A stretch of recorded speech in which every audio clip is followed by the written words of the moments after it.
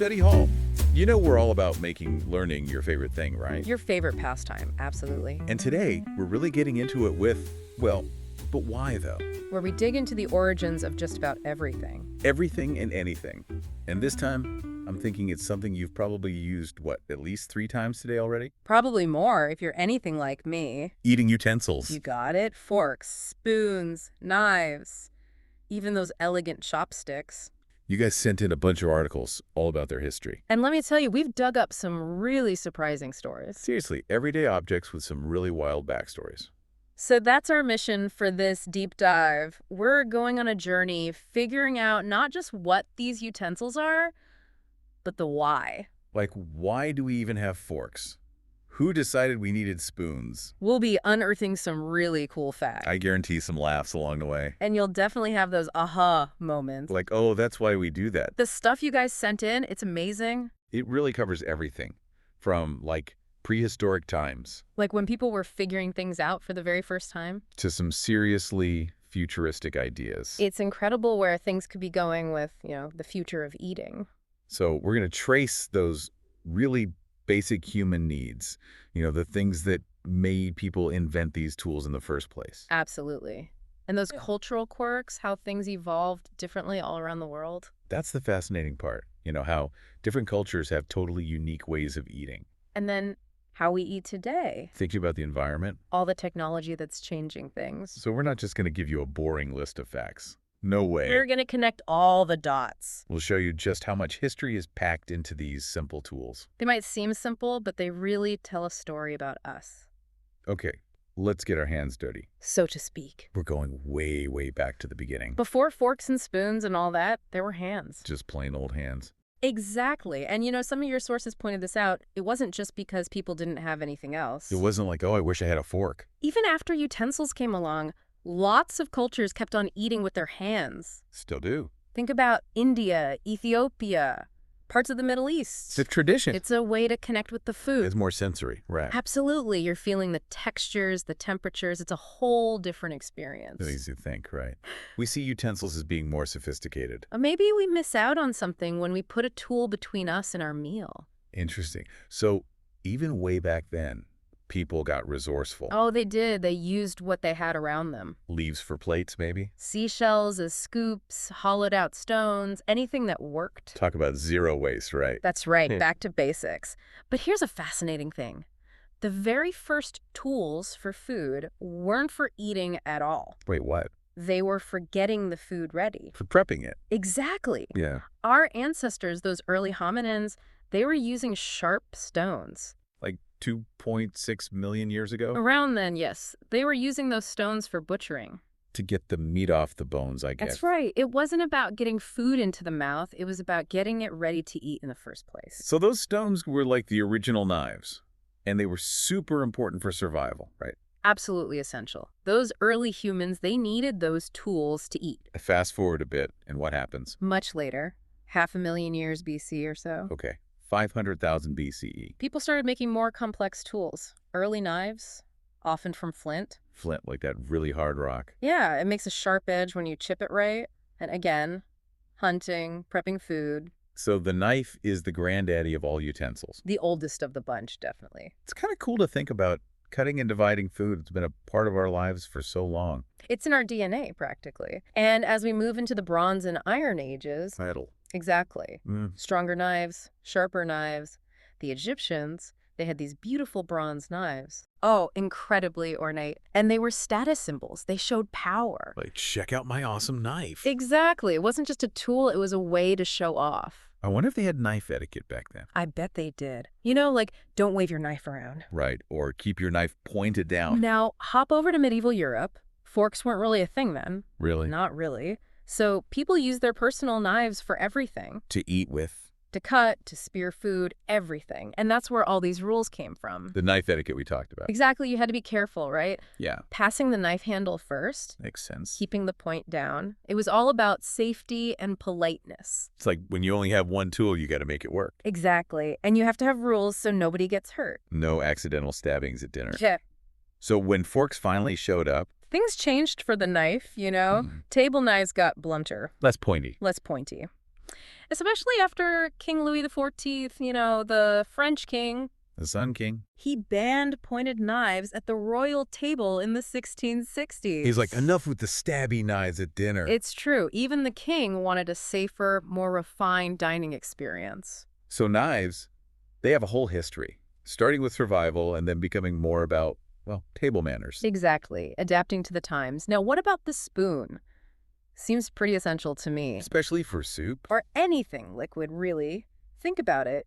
Humans need to drink. That's basic. So they needed a way to get liquids into their mouths. Exactly. So the earliest spoons, we're talking hollowed out shells. Like you just find on the beach. That's right. Gourds, too. Those dried out, hollowed out fruits. Simple and effective. Totally. It's a need everyone had across all those early civilizations. It's universal. You can imagine, right? Someone by a river scooping up water with a shell. Exactly. And it's so much easier than trying to slurp it up with your hands. Definitely. I wouldn't want to try that with my soup. It'd be a mess. Total disaster.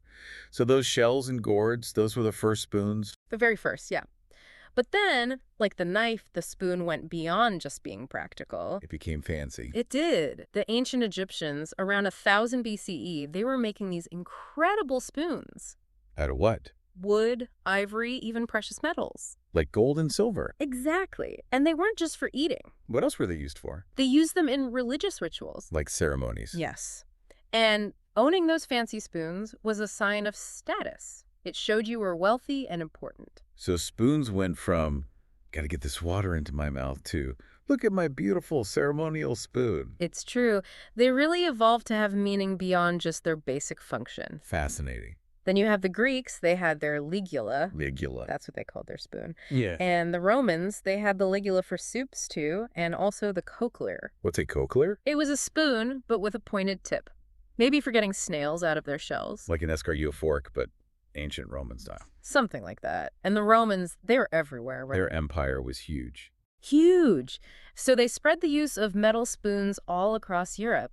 If you were a Roman citizen, chances are you had a spoon. So the spoon was pretty popular right from the start. Seems like everyone liked spoons. They did.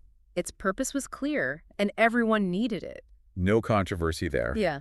Unlike the fork. That's a whole other story. The fork, now that's a utensil with a dramatic past. I've heard it didn't have the easiest time getting accepted. Not in Europe, that's for sure. It was kind of a late bloomer. Really? But they were around in the Byzantine Empire, right? Yeah, early on. Between the 4th and 11th centuries CE, but mostly for royalty. Fancy folks. They had forks made of gold, silver, all the luxurious stuff. Dining in style. Absolutely. But then, for centuries, the rest of Europe was like, nah, we're good. Why the resistance? It seems so basic to us now. Well, they had reasons, believe it or not. People thought hands and knives worked just fine. Like, why add another tool to the mix? Right. And there was a religious aspect, too. Religion? Yeah, some people felt that eating with your God-given fingers was the proper way to do it.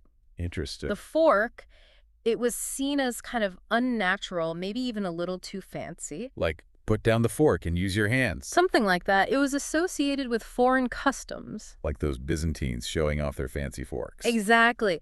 And then there's this story about a Byzantine princess. Oh, I heard about this. She went to Venice, and people made fun of her for using a fork. They were like, what is this strange thing? Pretty much. And get this, some accounts say she got sick and died because of this. Wait, because of the fork? They linked it to her using a fork, saying it was unnatural. Talk about bad publicity. It definitely didn't help the fork's reputation. I can see the headlines now. Fork blamed for princess's demise. It sounds ridiculous to us, but back then, it was a big deal. And the early forks, they weren't that great, right? Not really. They only had 2 prongs, and they weren't that easy to use. So clumsy forks and bad publicity. Not a great combination. But then in the 16th and 17th centuries, things started to change. What happened? Fashion came into play. Fashion? Yeah. Catherine de' Medici, that Italian noblewoman, she introduced forks to the French court. So forks were trendy. They were becoming trendy. And the French court, they were like the influencers of their time. Exactly. If they were using forks, everyone wanted to. Peer pressure, even back then. It's timeless. But the real turning point was King Louis XIV.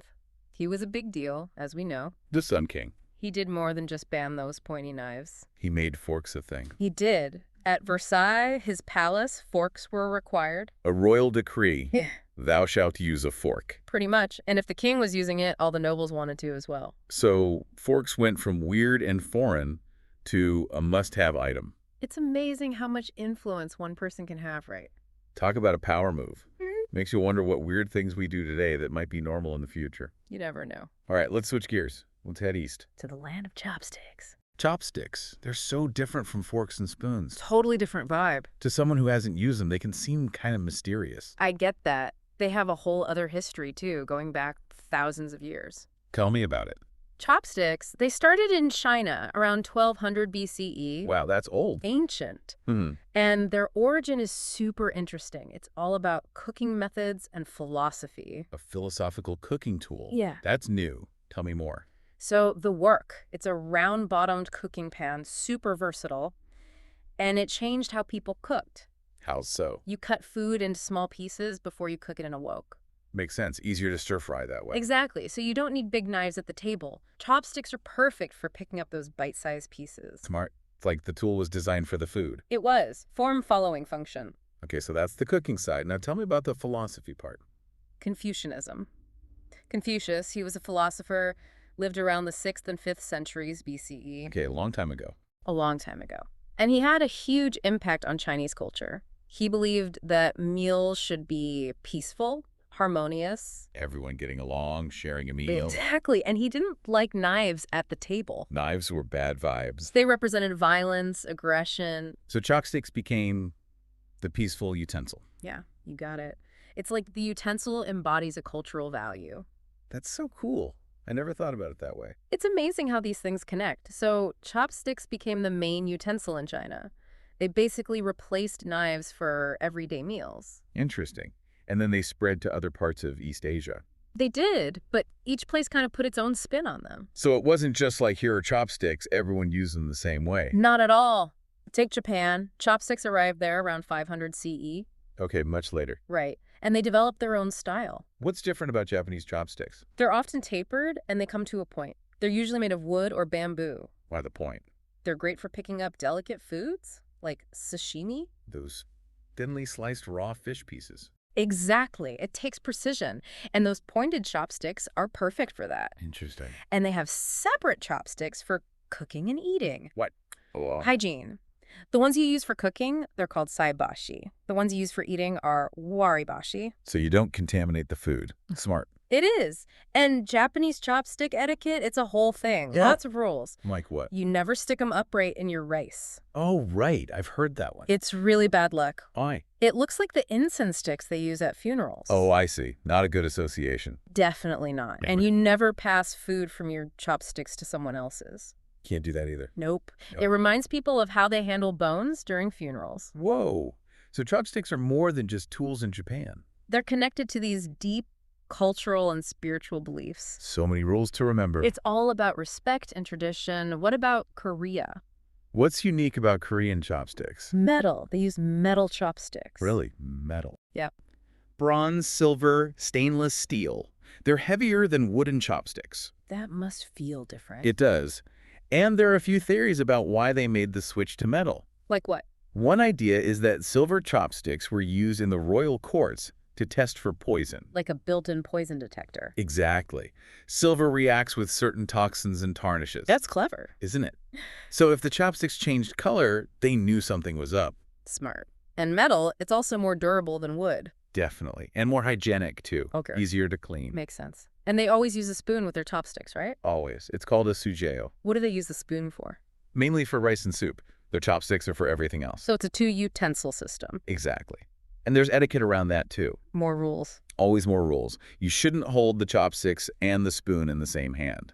And you don't lift your rice bowl when you're eating. So much to remember. It's all about balance and tradition. Now, Vietnam. Vietnam, they use chopsticks too, right? They do. Influenced by China. But they've got their own style, too. How so? Their chopsticks are often longer and thicker, good for handling those slippery noodles they love. Like pho? Exactly. And lots of veggies, they need sturdy chopsticks for that. Makes sense. They also use a deep soup spoon for their brothy dishes. And there are rules about tapping chopsticks on the bowl. It's not polite. It seems like every culture has its own chopstick etiquette. It really shows you how much culture is tied up in something as simple as eating utensils. It's amazing how one tool has been adapted and changed in so many ways. It really is a fascinating story of cultural evolution. Now let's fast forward to the present day. Things are changing fast, right? The way we eat is being influenced by so many things. Technology, definitely. And our awareness of the environment? We're all about sustainability these days, aren't we? We are. And that's changing everything. Absolutely. Okay, so what's happening with utensils right now? Well, we see both Western and Asian utensils everywhere now, thanks to globalization. People are trying all kinds of food from all over the world. That's right. It's a global culinary adventure.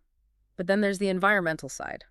People are trying to cut down on plastic. Especially single-use plastics, like those plastic forks and knives you get with takeout. Exactly. And that's driving a lot of innovation. So what are the alternatives? Bamboo is becoming super popular. It's a fast-growing grass, so it's renewable. Sounds good.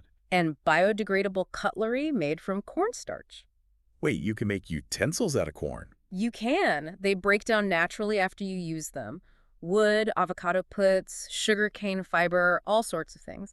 Wow. And then there's this wild idea, edible cutlery. Wait, you eat the spoon after you finish your soup? Exactly. Zero waste, literally. What flavors do they come in? I know. Imagine like a savory spoon for your soup and a sweet one for dessert. I'd try that. Me too. Oh. But besides those disposable options, reusable utensils are also getting popular. Like the ones I have in my kitchen drawer. Exactly. Hmm. Stainless steel, silicone, glass. They're made to last. And you can wash them and use them again and again. That's right. Good for the planet. And governments are taking notice too. They are? Lots of places are banning single-use plastics. Businesses are getting on board too. It's a real movement. It's like we're going back to the basics, you know? Like using natural materials, like our ancestors did with those shells and gourds. It's a cool connection, right? Full circle. But then there's technology. Technology is changing everything. It's making utensils do things we never imagined. Okay, I'm ready for the sci-fi stuff. What's out there? Well, how about a self-heating spoon? Keeps your soup nice and warm. That'd be nice on a cold day. And smart spoons. There's one called the Liftware Steady Spoon. What's that? It helps people with tremors. So if their hands shake, it keeps the spoon steady so they can eat more easily. That's amazing. Right. It uses technology to make life easier for people.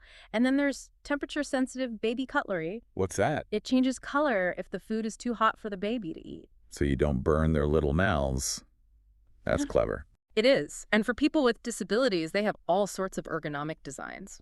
What does that mean? It means they're designed to be easier to hold and use. Rotating handles, angled forks, lightweight titanium cutlery, stuff like that. Makes eating easier and more comfortable for everyone. Exactly. Everyone deserves to enjoy a meal.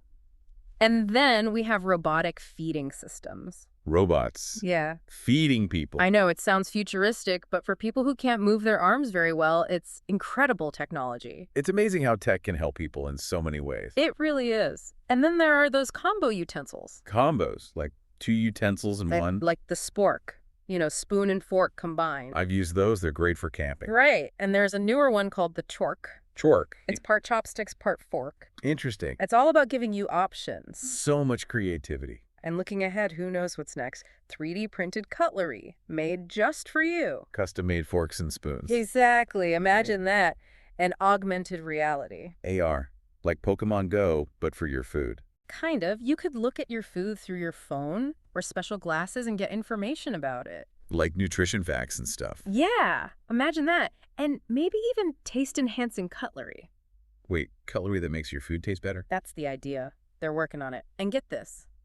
Brain-computer interface controlled utensils. Brain control. Seriously? I know, it sounds wild. But it's in development. You could control your fork with just your thoughts. Mind-blowing. It's a whole new world of eating. So, as you can see, we've come a long way from picking up food with our hands. To mind-controlled forks. It's incredible to think about all the steps along the way. It's quite a journey. From those basic stone tools to these high-tech innovations, human ingenuity is pretty amazing. It is. We started by needing the 8, and now we've created all these tools and technologies to make it easier, more enjoyable, and more sustainable. It's true. So the next time you have a meal, take a moment to look at your fork or spoon. It's not just a tool, right? It's a connection to our history, our culture, and maybe even our future. Wow. deep thoughts from a simple spoon. I Yeah. love it. It makes you think about what's next, right? Absolutely. What cultural shifts will create the next big eating innovation? The utensils of tomorrow, what will they look like? It's a question worth chewing on. I love it. Thanks for joining us for this deep dive into the world of eating utensils. Until next time, keep those minds curious.